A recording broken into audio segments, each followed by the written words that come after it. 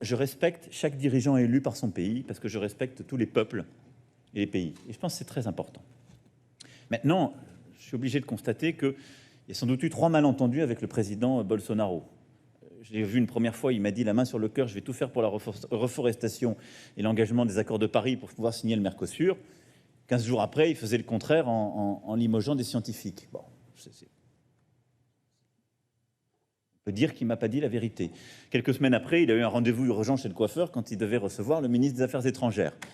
Et puis, il se trouve qu'hier, il a considéré que c'était une bonne idée que son ministre, ça n'arrive jamais en France qu'un ministre de la République insulte quelques dirigeants que ce soit pour faire des insultes à mon endroit, et lui qu'il tienne des propos extraordinairement irrespectueux à l'égard de mon épouse. Qu'est-ce que je peux vous dire? C'est triste.